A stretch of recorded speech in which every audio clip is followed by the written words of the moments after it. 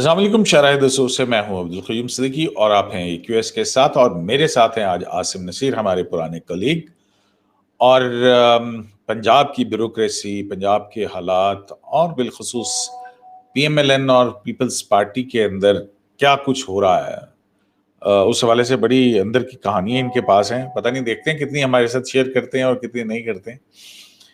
तो चलते हैं। आसिम साहब, ये जो पंजाब के अंदर हम देख रहे हैं मुसलसल, ये कुछ छठी सातवीं दफा IG और चीफ सेक्रेटरी जो है उनको तब्दील किया जा रहा है और कहा इस वक्त ये जा रहा है कि पहले जो तब्दीलियां होती रही वो तो वफाक से इमरान खान साहब की ईमा और मंशा के ऊपर जो है वो होती रही, लेकिन ये पहली मरतबा है कि उस्मान बुज़दार साहब ने कहा कि जनाब साडी वारी आन दो। आपके पास क्या इतलात है और क्या कैबिनेट के अंदर भी कोई रिशफल हो रहा है, क्या हो रहा है? बहुत शुक्रिया क़य्यूम साहब। आप हमारे बड़े भाई भी हैं, साबिक कुलीग भी हैं और माशाल्लाह EQS जो है एक ब्रांड बन गया हुआ है। मैं बड़ा ऑनर फील कर रहा हूँ आपके साथ, आपने मुझे कहा और मैं हाजिर हो गया।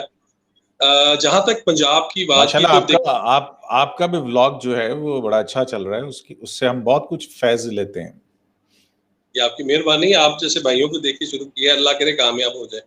अच्छा जी, जहाँ तक आपने जो बात की है पंजाब में ब्यूरोक्रेसी के हवाले से, चाहे वो सिविल है या पुलिस की है और तमाम उस मामले पे, या हम पंजाब में कैबिनेट की बात करते हैं तो जैसे कि पूरे पाकिस्तान के 22 करोड़ अवाम को अब मालूम हो ही गया है कि ये तब्दीली सरकार है और जो इनका स्लोगन था आपके हालात तब्दील करने का, शायद उन्होंने वो तो तब्दील किए या नहीं किए, लेकिन पंजाब में क्योंकि इनकी पंजाब पाकिस्तान का सबसे बड़ा आबादी के लिहाज से सूबा है, तो इन्होंने ऐसा माशाल्लाह यहाँ पर तब्दीली का वो एक कहते हैं ना फार्मूला लगाया कि एक आ रहा है दूसरा जा रहा है और किसी ऑफिसर्स को नहीं पता कि हमने रहना है या नहीं रहना। और यही सिलसिला आपकी जो टॉप हरारकी है वहां से शुरू होता है। बुज़दार साहब के भी पहले 2 साल तो यही लगता था कि शायद वो नहीं रहेंगे, लेकिन खान साहब मज़ीद हो गए और अब देखें वो कब तक आइन से उस्मान बुज़दार पंजाब के अंदर हुक्मरानी करेंगे। लेकिन अब जो इतलात आ रही हैं और बड़ी जो उनकी तरफ से ही समझ लें कि आपकी मौक़िफ़ जो है वो आपको बता रहे हैं, जो अंदर के जो हल्के हैं जिन्होंने सारे नोटिफिकेशन निकालने हैं, वो कह रहे हैं जी कि हमारी बात हो गई है और अब हमें जो है हमने जो नाम भेजे थे वो फाइनल भी हो गए हैं। कहा जा रहा है कि राव सरदार जो है जो कि साबिक IB के पंजाब के भी जो है चीफ रहे हैं, उन्हें जो है ये मनसब IG पंजाब का दिया जा रहा है। इतलात आ रही हैं और एक इतला ये आ रही है कि जो चीफ सेक्रेटरी पंजाब है जिसके ऊपर सबसे ज़्यादा कंफर्मेशन आ रही है कि वो शायद लाजमी तब्दील होंगे, जवाद रफ़ीक, और उनकी जगह पर जो उन्हें रिप्लेस कर रहे हैं उनमें अहमद नवाज सुखेरा भी हैं और सॉरी उनका नाम है कामरान साहब, डॉक्टर कामरान बड़े CSS में उन्होंने अपने कॉमन में टॉप भी किया था, वो हॉट फेवरेट है और कहा जा रहा है कि शायद उनके नाम के ऊपर फाइनल भी हो चुका है। लेकिन अभी इशू वही है कि जब तक आपकी इससे ऊपर की जो हायरार्की है जिन्होंने काम लेना है, जब तक वो तब्दील नहीं होंगे या अपने रवैये को तब्दील नहीं करेंगे या अपने जो डिलीवरेंस का जो उनका मॉडल है उसे तब्दील नहीं करेंगे तो उससे फ़र्क नहीं पड़ेगा। जहाँ तक रही बात, क्विकली मैं इसे रैप अप कर दूँ कि जो पंजाब कैबिनेट की आपने बात की, तो इसके अंदर जो कुछ ऐसे बुज़दार साहब के चाहने वाले आप समझ गए होंगे, हमारे ऑडियंस भी समझ गए होंगे, चाहने वाले कि जो जहांगीर तरीन के साथ भी थे और जो मुख्तलिफ पार्टीज़ के साथ राब्ता भी कर रहे थे, उनमें 3 एक नाम शॉर्टलिस्ट किए गए हैं और कहा जा रहा है कि उन्हें पोर्टफोलियो तब्दील करने की के नाम पर उन्हें भी अब साइड पे किया जाएगा। नुमान लंगड़ियाल का कहा जा रहा है, अलीम खान का कहा जा रहा है और अंसर मजीद मलिक का कहा जा रहा है। उसके अलावा भी कहा जा रहा है कि 1-2 कुर्बानी के बकरे तैयार किए हुए हैं जो इसके साथ-साथ वो पेश करेंगे। तो अब देखें कि बुज़दार तो कुर्बानी जो कुर्बानी की भेंट चढ़ने वाले हैं वो क्या हैं? वो कौन हैं? उनके परफॉर्मेंस की बेस पे या उसकी पॉलिटिकल रीजन है? नहीं, उन्हें सिर्फ उनकी ना शिफ्टिंग की जाएगी। उनमें कुछ वुज़रा हैं कि जिनका पोर्टफोलियो थोड़ा-सा तब्दील करके उन्हें दूसरा पोर्टफोलियो दे दिया जाएगा, लेकिन अभी तक उस हवाले से अभी वो सेकंड टियर के अंदर आएंगे। अभी जो मेन कहा जा रहा है और जो आज भी तो वो जो जहांगीर तरीन ग्रुप जो है जिसने बड़ी एक क्रिएट किया था, बबल क्रिएट किया था, बड़ी वेव्स आई थी, वहां पे क्या हुआ है? वहां पे उसकी वजह जो स्पीकर पंजाब असेंबली हैं परवेज इलाही और उनका वो जो मोने सलाई साहब की वजारत के बाद उनके गिले शिकवे सारे दूर हो गए और दूरियां हो गई, क्योंकि पिछले दिनों उन्होंने जहांगीर तरीन साहब के हवाले से भी काफी सख्त लैंग्वेज इस्तेमाल की है सियासी तौर के ऊपर। क्यूम साहब, बात यह है कि ये सियासत बड़ी बेरहम है और इसमें कोई चीज हरफ आखिर भी नहीं है। और जो बयानात हैं ये वही काफ लीग है जो कातिल लीग लाई जाती थी, और आज वो अपने किसी को रूहानी पेशवा कहते हैं तो चोरी साहब पंजाब का सबसे बड़ा डाकू। हाँ, मैं इसलिए ज्यादा नहीं, थोड़ा थोड़ा मैं कह रहा हूँ। और इमरान खान साहब जिसे चपरासी नहीं रखते थे उसका भी सबको पता है। तो इशू यही है कि जो सियासत है ना, इसके अंदर अपने मफादात को देखा जाता है, और जो हमने अपनी इस रिपोर्टिंग के अंदर और तजियों के अंदर, कॉलमों के अंदर जो हमने सीखा है, लोगों के पास जाके उठ के बैठ के देखा है, उसके अंदर तो हमें यही समझ आई है कि हरफ आखिर कुछ नहीं है। वही MQM जो बातें करती थी, नून लीग को भी, वो भी कोलिशन गवर्नमेंट में आई थी, इस हुकूमत को भी गालियां निकालती थी, वो भी अभी भी कोलिशन में है। इसी तरह कई मिसालें। अब रही बात के जहांगीर तरीन की और चौधरी परवेज इलाही की, तो किस्सा मुख्तसर ये है कि पंजाब में अगर तो इन्हीं हालात में इलेक्शन होने हैं तो एक किंग्स पार्टी बनाई जाएगी, और उसके लिए कहा जा रहा था कि चौधरी परवेज इलाही बड़े फेवरेट होंगे। आपने शुरू में कहा कि शायद आसिम कोई खबर दें या ना दें, चले मैं आपसे ये आपको बताऊं कि इस वक्त जो किंग्स पार्टी के हवाले से जो चौधरी परवेज इलाही का किरदार था वो महदूद कर दिया गया है। पहले गुज़िश्ता 1-1.5 माह से बहुत ज्यादा बातें आ रही थी कि चौधरी परवेज इलाही को शायद जो है इस्तेमाल किया जाएगा पंजाब में, और उसके साथ साथ पीपल्स पार्टी को मिला के एक कोलिशन गवर्नमेंट जिसमें तरीन ग्रुप के भी अफराद शामिल होंगे, और जब तहरीक इंसाफ टूटेगी भी तो उसके अफराद भी उसके अंदर इलेक्टेबल शामिल होंगे, और पंजाब में मुस्तक़बिल नून को जिस तरह 2018 में साइड में किया गया था, अब उससे भी कम नशिस्तों पर उन्हें लाया जाएगा और उन्हें एक मिनी अपोजिशन तक महदूद किया जाएगा। लेकिन जैसे कि हमने पहले कहा कि हालात तब्दील होते भी रहते हैं, हो भी रहे हैं। तो अभी जो इतलात हैं, और चौधरी साहब क्योंकि बड़े उन पावर कॉरिडोर्स के में गुजरने वाले और उनके हम नवा भी हैं, और वहां से शायद उन्हें भी इतला कुछ मिली है कि अभी कुछ ऐसा जो हमने बनाया था वो प्लान क्योंकि बाहर आ गया, चाहे आपने निकाला या किसने भी निकाला, तो अभी हम जो है ना, आप थोड़ा इंतजार करें। तो चौधरी साहब को नहीं, फिर उन्होंने साथ ही एक फाइल थमा दी कि चौधरी साहब अब जो है मुनस साहब आ गए हैं, वो नाराज हैं या नहीं नाराज, उन्हें कहें आप जनाब अपना काम जारी रखें, उनका पोर्टफोलियो बाद में देखेंगे तब्दील करना है या नहीं करना। आप जरा जहांगीर तरीन का तो मट्टू ठप्पा है ना। तो चौधरी परवेज इलाही जो 3 साल से खामोश बैठे हुए थे पंजाब असेंबली में, सिर्फ वो स्पीकर की कुर्सी जब वो देखते थे कि कहीं पे मेरा काम नहीं हो रहा तो वो कहते थे हाउस को इन ऑर्डर करना मुझे आता है। हम खुद असेंबली की कार्रवाई को जब देखते हैं वहां पर ये अपनी आंखों से, कानों से सुनते भी हैं, देखते भी हैं, तो वहां पर वो फिर प्रोडक्शन ऑर्डर भी निकालते थे, और आंखें दिखा के प्रोडक्शन ऑर्डर वजीर कानून को निकालते थे आंखें, और कहते थे कि मैं देखता हूँ वो किस तरह नहीं आते। लेकिन जब काम हो जाता था उसके बाद 1-1 माह प्रोडक्शन ऑर्डर भी नहीं आते थे, कुछ भी नहीं होता था। लेकिन अब वो कहते हैं कि मैं सब कुछ में प्रेशर लेता रहा। असल में प्रेशर लेने की बजाय उन्हें एक ऐसा टास्क दिया गया है कि जहांगीर तरीन को तोड़े, क्योंकि जहांगीर तरीन एक बड़ा आप कहेंगे सीक्रेट वेपन के तौर पर इस्तेमाल हुआ था 2018 में, और आने वाले दिनों में भी कहा यही जा रहा है कि जहांगीर खान तरीन के साथ जो लोग जुड़े हुए हैं वो शायद जिस तरह नवाज शरीफ के लोग नवाज शरीफ को नहीं छोड़ रहे, और जो नवाज शरीफ के नजरिए के साथ लगे हुए हैं वो नवाज शरीफ के साथ है, इसी तरह जहांगीर खान तरीन के तकरीबन तमाम ये अफराद जो है अभी तक उनके साथ है। और एक चीज में ऐड कर दूं कि एक और इन्फॉर्मेशन भी है, एक इन्फॉर्मेशन ये भी है कि जहांगीर तरीन साहब को भी ये कहा गया कि आप नेक्स्ट ईयर अगस्त तक जरा आराम से बैठें। हाँ, बिल्कुल ये बिल्कुल आपने दुरुस्त कहा है। उसमें यही है ना कि जहांगीर तरीन को उन्होंने यही कहा कि आपने किसी किस्म का आपने मुजामत नहीं करनी, आप खामोश रहे, क्योंकि उन्हें खामोश करके जो है उन्हें ऐसा ऐसा उन लोगों को निकालने के लिए किया जा रहा है कि शायद ये लोग निकले और पीपल्स पार्टी की तरफ जाएं। क्योंकि कुछ अफराद का अभी बिलावल भुट्टो पंजाब आए हुए हैं, उनकी मुलाकात भी हुई है। इवन के जहांगीर तरीन का पहले भी राब्ता हुआ था, क्योंकि उनका एक रिश्तेदारी है सैयद यूसुफ रजा गिलानी के साथ, और मखदूम अहमद महमूद के साथ, और वहाँ से वो सिलसिला उनका जो चलता है तो वो फिर जरदारी साहब तक उनकी आराम से एक्सेस हो जाती है। तो उनका जो लाइक माइंडेड जो ज़्यादा चांसेस आसिफ पहले से जरदारी साहब का आपने नाम लिया, आप पीपल्स पार्टी की तरफ आ जाते हैं। मतलब हम देख रहे हैं कि बिलावल जो है वो जनूबी पंजाब के ऊपर दौरे पे हैं। दूसरी तरफ जो है पीएमएलएन पीडीएम के प्लेटफॉर्म को एक्टिव कर रही है एहतजाज का। मियां नवाज शरीफ की स्पीच, बड़ी फायरी स्पीच उनके, वही फिर नेशनल गवर्नमेंट की बात होना एक साइड से, और फिर उसकी नेशनल रिकंसिलिएशन की बात होना मरीम नवाज की तरफ से, माइनस पाकिस्तान तरीके इंसाफ। तो ये पीएमएलएन के अंदर क्या चल रहा है? और बिलावल साहब जनूबी पंजाब के बाद लाहौर का कोई चक्कर वक्कर लग रहा है उनका?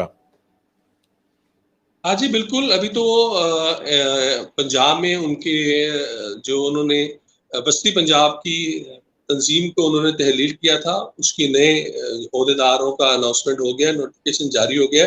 और बिलावल भुट्टो जरदारी मेरा ख्याल है अपने काश बड़े ऐसे तरीके से इस्तेमाल कर रहे हैं। लोग कुछ कहें, लेकिन जो हल्के जो सियासत के अंदर बहुत ज़्यादा इन है, वहाँ पर भी ये बात इसे नोटिस किया जा रहा है, जो कि बिलावल के मद्दे मुकाबिल है। वो भी इस चीज़ को दबे लफ्ज़ों कह रहे हैं कि बिलावल शायद हमारी जो वैक्यूम हमारी वजह से जो क्रिएट हुआ है, हमें अपने केसेस में उलझाकर उसका फ़ायदा उठा रहे हैं, और उसका फ़ायदा वो निस्बतन नून लीग के ज़्यादा ले रहे हैं। लाहौर भी वो आएंगे। गुज़िश्ता जो हम 2-3 साल के अंदर बिलावल ने अपनी जो सियासत की, उसमें लाहौर में उन्होंने काफ़ी टाइम लगाया लाहौर में, और इस तरह बस्ती पंजाब की तरफ उन्होंने लोगों से बड़ी मीटिंग्स वगैरह की। लाहौर में जरदारी साहब ने भी बड़े-बड़े डेरे लगाए, 2-2 3-3 हफ्ते भी उन्होंने क़याम किया, बीमारी के बावजूद भी वो आते रहे। लेकिन उन्हें वो जो गेन चाह रहे थे सियासी तौर पर, उन्हें वो उस तरह चीज़ें मिली नहीं।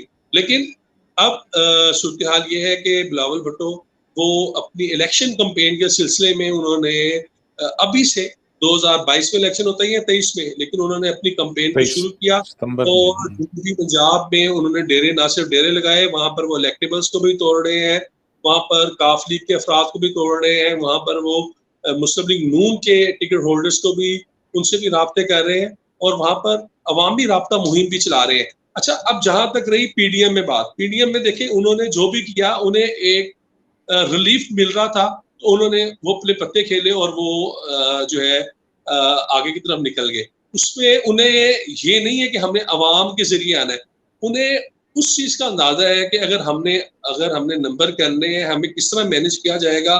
तो उस चीज को देखते हुए उन्होंने पीडीएम के अंदर जो बातें की आसिफ जरदारी ने, ये वो तमाम बातें थी जो 27 दिसंबर 2020 को शहीद बेनज़ीर भुट्टो की बरसी के मौके पर जो उनकी पहले सीईसी का इजलास हुआ था, वहां पर की गई। और मैं आपको एक चीज आपके ये प्लेटफॉर्म के जरिए, आपके एक्यूएस लाइव के जरिए मैं अपने नाजरीन को और आपके नाजरीन को बताऊं कि जिस दिन 1 जनवरी 2021 को लाहौर में पीडीएम का इजलास हुआ, और उसमें तमाम जमातें शरीक हुई रायबंड में, क्योंकि जलसे के अंदर तो ऐलान नहीं हो पाया था इनसे कि हम हुकूमत के खिलाफ लॉन्ग मार्च कर रहे हैं।